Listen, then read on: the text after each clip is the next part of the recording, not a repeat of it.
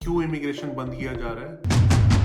Federal government has reduced the permanent resident levels by 20%. Today, we're announcing that we will reduce the number of immigrants we bring in. अब suddenly क्यों बंद किया जा रहा है, इस बारे में बात करते हैं।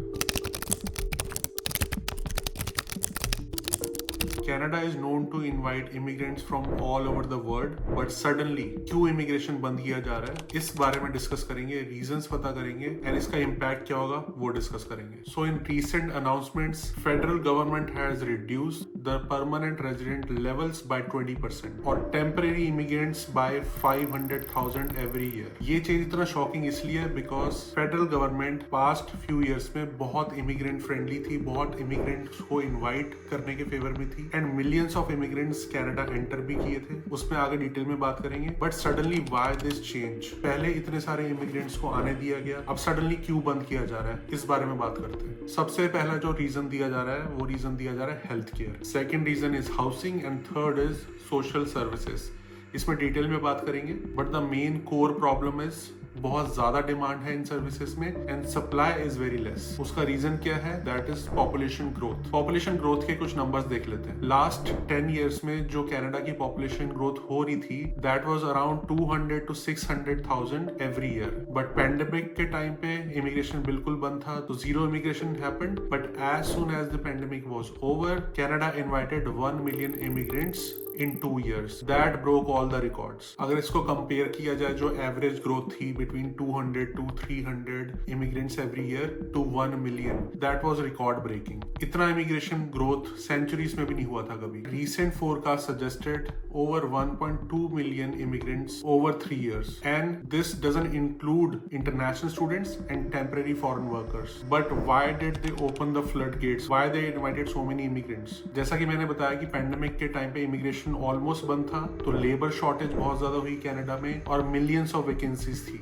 टेम्परेरी वीजा पे कोई लिमिट नहीं थी, तो कनाडा की जो पॉपुलेशन थी वो 3 साल में 3 मिलियन ग्रो कर गई and it is almost triple what they forecasted and 98% of that growth came from immigration. अब इस टाइम पे जितनी वैकेंसीज थी उससे बहुत ज्यादा लोग इन्वाइट कर लिए। There was no cap on temporary workers. More than 500,000 temporary workers came to Canada which was overwhelming for the cities and government couldn't keep up because इतने सारे लोग आ रहे हैं and infrastructure was not ready and एकदम से इसको रोकने का कोई तरीका नहीं था बिकॉज ये जो किया गया था ये एक प्लान्ड वे में नहीं किया गया था, वो आपको आगे पता चलेगा। अब बात करते हैं कि पॉपुलेशन क्राइसिस हुआ क्या, उसका इम्पैक्ट क्या हुआ। So I talked about housing shortage Canada में ऑलरेडी थी 2:1 विच मींस 2 लोगों के लिए एक ही घर है, बट ये रेशियो 2016 से 21 तक 4:1 पहुंच गई विच मींस 4 नए लोगों के लिए एक नया घर है एंड इसी की वजह से हाउसिंग प्राइसेस भी बढ़े थे 2021-2022 में, जहाँ पे एवरेज घर का प्राइस 2020 में 5,40,000 था, 2022 में 840,000 हो गया और इसी की वजह से रेंट्स बहुत ज्यादा हाई हो गए। तो ये पूरा हाउसिंग क्राइसिस इसी वजह से इतना बड़ा बना। Before we proceed with the video, I have a great announcement for you. अगर आप एज एन एनआरआई इंडिया में पैसे भेजते हो, now there is a easy way by which you can get some free credit as well. If you are in Canada, you will get free credit of $20. If you are in UK, you will get £10.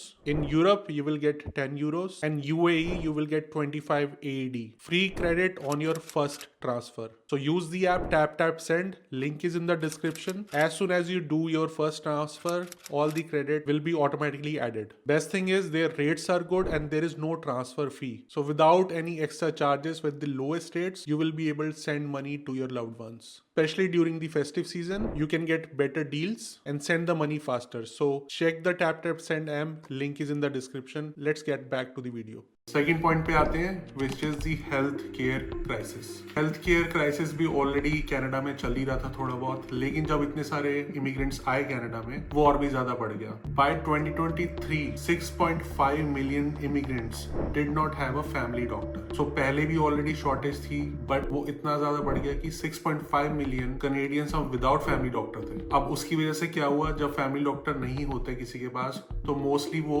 Emergency hospital में जाते हैं। Emergency department का wait already ज्यादा था, वो और भी बढ़ता गया। So compare to 2020 wait time grew by 40%, which means अगर किसी को पहले 10 घंटे वेट करना पड़ता था इमरजेंसी डिपार्टमेंट में, वो अब बढ़ के 14 घंटे हो गया था। थर्ड जो क्राइसिस था वो था इंफ्रास्ट्रक्चर। अब जब मिलियंस ऑफ इमिग्रेंट्स आएंगे, उनको हॉस्पिटल भी चाहिए होगा, उनको स्कूल्स भी चाहिए होंगे, पार्किंग स्पेस भी चाहिए होगा, रोड भी बड़े चाहिए होंगे because they will drive their cars, resources भी ज्यादा यूज करेंगे, घर भी चाहिए होंगे, इलेक्ट्रिसिटी भी ज्यादा यूज करेंगे, बट ये कोई प्लान नहीं किया गया था। एक एग्जांपल अगर मैं आपको दूं तो प्रिंस एडवर्ड आइलैंड में इमिग्रेशन 33% से इंक्रीज हुआ इस ड्यूरेशन में, और उनका जो इंफ्रास्ट्रक्चर था, पावर ग्रिड था, वो केपेबल ही नहीं है कि इसने लोगों को, इमिग्रेंट्स को इलेक्ट्रिसिटी प्रोवाइड कर पाए। सो वो अपने मैक्सिमम पे ऑलरेडी पहुंच चुके हैं। एंड ये जो पूरे सिटी को एक इलेक्ट्रिसिटी प्रोवाइड करने के इंफ्रास्ट्रक्चर होते हैं, ये ऐसे नहीं होते कि आप 6 महीने में इंक्रीज कर सकते हो, इनमें बहुत ज्यादा टाइम लगता है। So this is one of the example,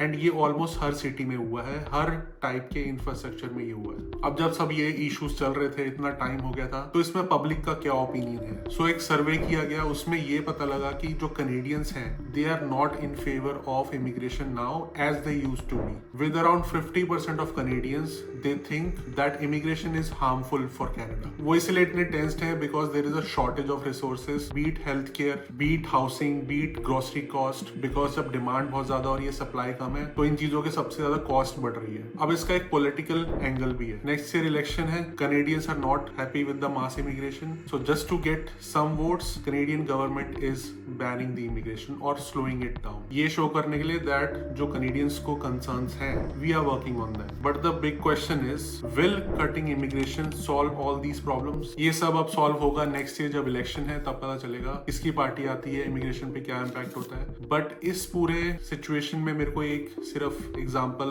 समझ आता है, जिस स्टोरी से आप शायद इस पूरे सिनेरियो को बहुत इजीली समझ पाओगे। सो एक होटल था जिसमें 40 रूम्स थे, वहां पे टूरिस्ट आके बुकिंग करते थे। होटल मैनेजमेंट ने 40 रूम्स के लिए 80 लोगों की बुकिंग ले ली। अब जब 80 लोग उस टूरिस्ट डेस्टिनेशन पर पहुंचे, रूम तो सिर्फ 40 थे, 40 को रूम नहीं मिल पाया, उनको बोला कि आप हॉल में सो जाओ या फिर अपनी बुकिंग कैंसिल कर दो। अब ना रूम्स थे, ना 80 लोगों को खाना था, बिकॉज खाना भी अरेंज 40 लोगों की तरह से किया गया था, ना बाकी रिसोर्सेज अवेलेबल थे, पानी, वॉशरूम्स। सो जो 40 गेस्ट थे जो रूम में थे, उनको भी प्रॉब्लम्स आने लगी। उनके लिए ब्रेकफास्ट नहीं था, उनके लिए खाना नहीं था, उनके लिए पिलो मैट्रेसेस नहीं थे, बिकॉज वो अब शेयर हो रहा था 80 लोगों में, जो हॉल में भी सोए हुए 40 लोग। तो इसलिए फिर होटल मैनेजमेंट ने 40 लोगों को होटल से बाहर निकालना शुरू करा और आगे से जो बुकिंग हो रही थी उनको भी बंद किया लेना, सो दैट एटलीस्ट जो 40 लोग हैं जो होटल में रुके हुए हैं, जिनके पास रूम है, उनको प्रॉब्लम ना हो। तो सही डिसीजन है, बिकॉज जो ऑलरेडी रूम में रह रहे हैं उनकी वजह से जो बाकी एक्स्ट्रा 40 गेस्ट हैं वो प्रॉब्लम क्रिएट ना करें। बट इसमें एक कैच है, डिसीजन तो सही लिया जा रहा है बट बहुत लेट लिया जा रहा है। अगर आपके होटल में 40 रूम्स की अवेलेबिलिटी है तो आपको सिर्फ 40